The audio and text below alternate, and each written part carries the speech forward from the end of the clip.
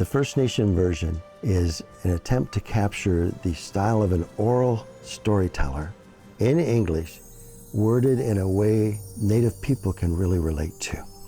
I will retell this story in a way that will relate to our Native people. The text is sacred.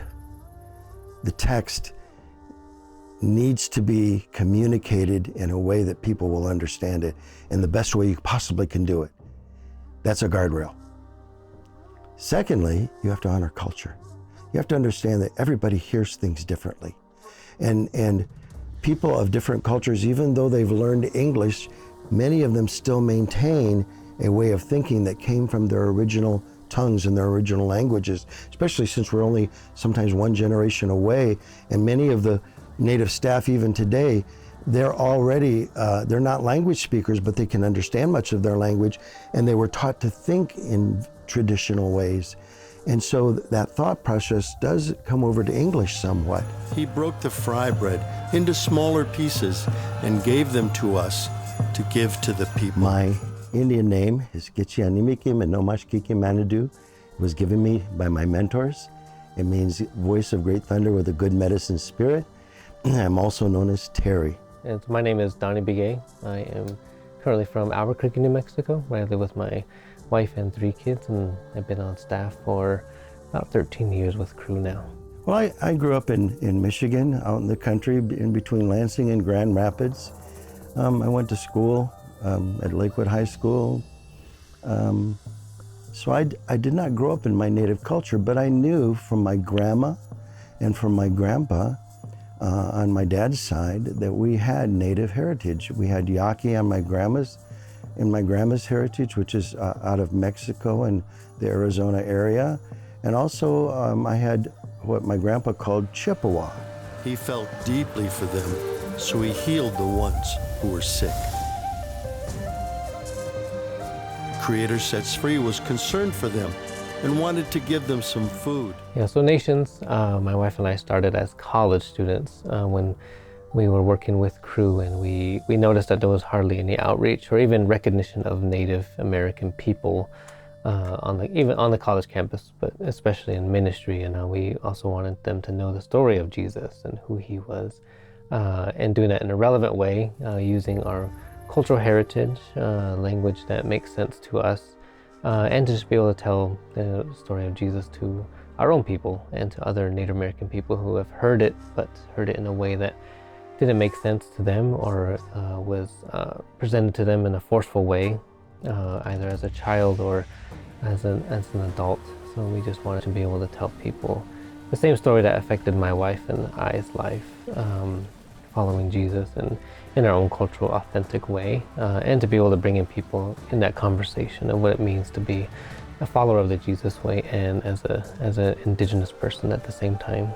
When we lived on the Hopi Indian Reservation, I found a Hopi Bible, and I saw that nobody was reading the Hopi Bible. We learned that this was true everywhere. Natives weren't reading these translated Bibles. And eventually, I kept thinking, somebody's going to do this, right?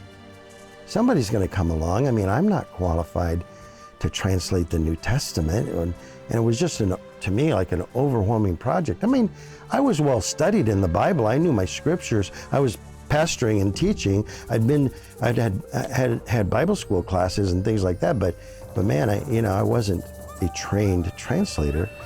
But no one, I didn't find anyone. Eventually, through confirmation, I said yes to it. It was in 2015 when I started the New Testament. And I worked in January, February, March, and I was making headway. I was talking to people. I was calling people. I was getting feedback. I was testing it out, with friends and Native people and stuff. But then I got this email from the CEO, the head of One Book of Canada. And I learned that One Book of Canada was part of the Wycliffe, global alliance of translators. They wanted to partner with Rain Ministries, our ministry, to do the New Testament and give us the tools and the backing and even raise support for us. So it was like, I think we're on track. This is the provision I've been looking for. This will give it credibility. Side of the great lake, while he sent the people back to their homes. After that, he went up into the mountainside to be alone while he sent his voice. One of the reasons I believe this film is important is our native people do not have many resources that have been created for them by the church and by believers in Jesus. There's very few resources. So the First Nation version is a resource for ministry to share the story of Jesus in a way Native people can relate to. It's more of a thought for thought translation instead of phrase for phrase. What many have called a dynamic equivalent. It's actually like many different translations. If you don't have a high regard for culture and the highest regard for Scripture, it's hard to do because you'll either let the culture go or you'll let the Scripture go. And here you have to hold them until you find the right blend that conveys the right meaning. That's why we had so many reviewers. And we had a consultant with 50 years experience reading every verse and asking questions, making sure that we had conveyed the meaning of the Greek.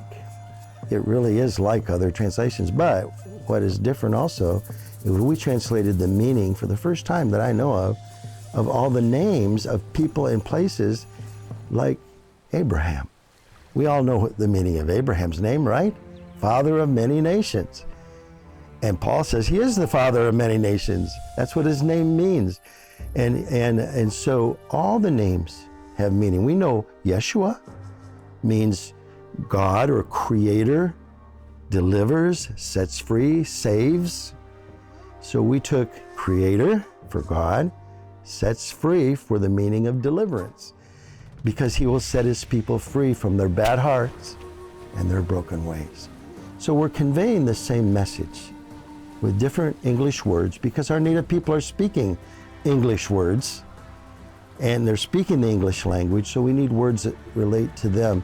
We just chose, as we looked at the meanings of the name and looked it up in the original language, we chose a native flair to that name as much as possible so it would relate to our native people.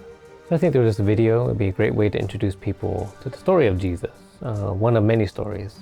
And with my audience, I know we speak a different language. We understand things from a different perspective. So being able to use a video like this could be really helpful in our ministry to be able to share the story. Because that's what it really is a story of Jesus. And stories resonate in any culture, of any time period.